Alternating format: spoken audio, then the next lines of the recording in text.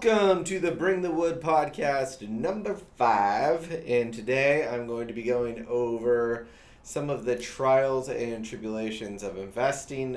This is a really interesting story that I unfortunately was on the wrong side of, but it would be I figured it would be good for the audience to learn about, and if you are looking at the screenshot for this podcast, you're going to see that that's a house that I was building, actually flipping. You'll see why I had to build it, and it was torn down when I showed up. That was how the house was. That was the shape it was in when I pulled up. It had been torn down and was no longer in great shape. So I'm going to go over how that whole thing happened, a few things, and this podcast. So to jump straight into it, so the photo there, that is a property that I was doing an addition on. I believe that was 5 years ago now. And it was, that was the condition of it when I pulled up. It had been completely demoed. They had actually gone through and instead of taking out the interior walls and pulling all the drywall and opening it up so we could start the addition, they actually just demoed everything. They said that there was a lot of stories. What happened? There was this, Andrew, there was that. We had to do this. We were really worried this was going to fall down, so we tore it down. No, none of that's going to fly. But I was in the beautiful situation of being someone that was also paying the GC a salary at that time. So at this juncture, I was really in a rough position because the person that actually demoed the whole house was actually my employee. So I had no repercussion.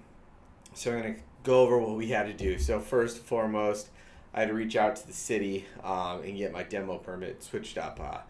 They were actually very easy to work with on this. I was doing a lot to the home. I was adding a decent sized addition to the property.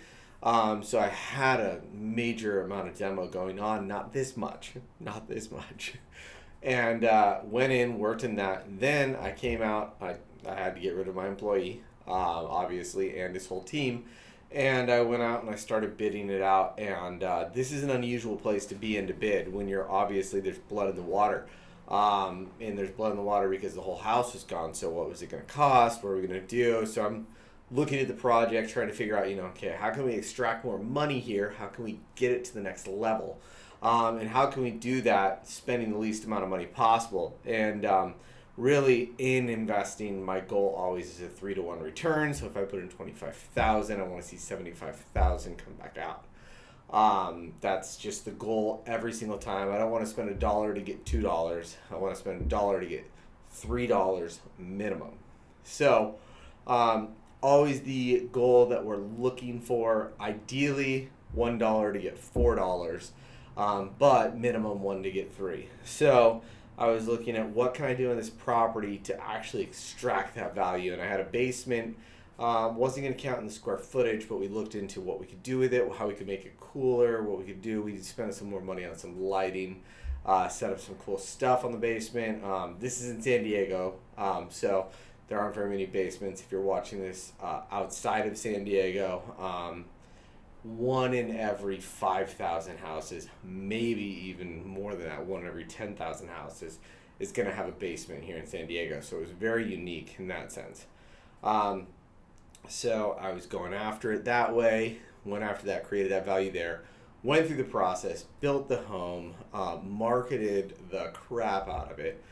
We ran into a few other problems on the property later on, but we were able to get out of it in the end and make it work. And I can go over those other problems in the future because it's a whole different story. And it really goes down to when I went out to the market and started bidding this property out. I had, I believe, 5 bids to finish it, and they ranged dramatically. I mean, from basically $150,000 to about $375,000 to get it done. And then the one at 150 actually negotiated down. And the issue there that I ran into is that I brought in more problems because I got a guy in that couldn't actually perform. So I had to, again, hire another contractor. and go through that process. But really, what it came down to in the end is, one, I jumped on it, made sure I got my permits lined up. Two, I went out and I got bids immediately, made sure it was going to work. Three, put together a solid marketing plan. We pre-marketed it. I actually threw events there to make it so that it was more known in the neighborhood. And then four, we worked through the process, and we didn't just stop. We didn't get worried. We didn't stop. We figured out, how can we get additional money for the hard money loan? How can we work this out with any investors we had? How can we make it so that we can get to that next level? Let's not stop here. Let's start solving the problem, and that got us to that next level. So if you're looking to learn more about investing and how to get into investing further, definitely subscribe to the podcast. I'm going to be doing many more episodes, trying to get my swing and stride on this. That way I can bring you guys the best information. Again, please message me with any topics you want covered. I've done flips, Airbnbs, we've built subdivisions, we've built multi-unit complexes. We do it all. We really primarily right now invest in multifamily.